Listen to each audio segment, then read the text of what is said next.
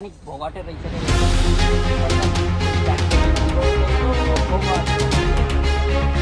माइला गौत यहाँ सक्नुहुन्छ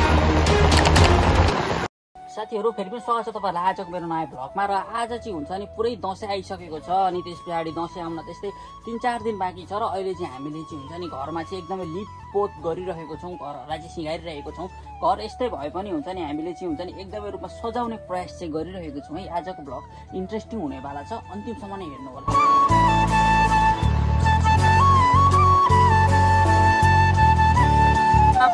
बादल पनि यस्तो लागेको छ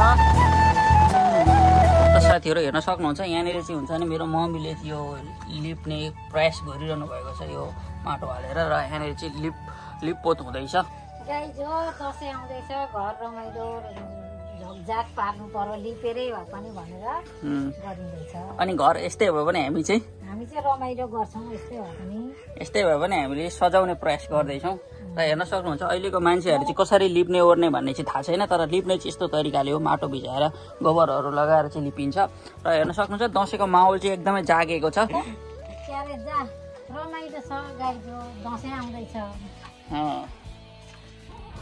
र साथीहरू हुन्छ नि आज गाउँघरको भ्लग चाहिँ दामी हुनेवाला छ, अन्तिमसम्म नै हेर्नु होला है।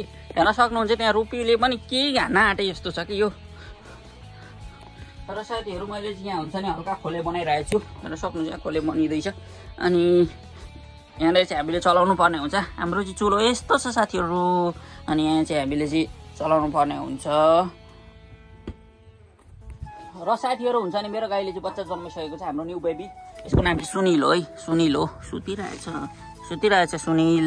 यसको नाम मैले चाहिँ सुनिल राखिदिएको छु। अस्ति भर्खर यसको नरहन्थ्यो, यसको फोटो तपाईँहरू हेर्न सक्नुहुन्छ, फोटो राखिदिन्छु है।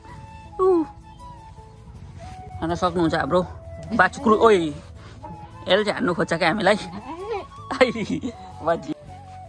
साथीहरू यहाँ हेर्न सक्नुहुन्छ अर्ग्यानिक भोगटे रहेछ क्या यो चाहिँ।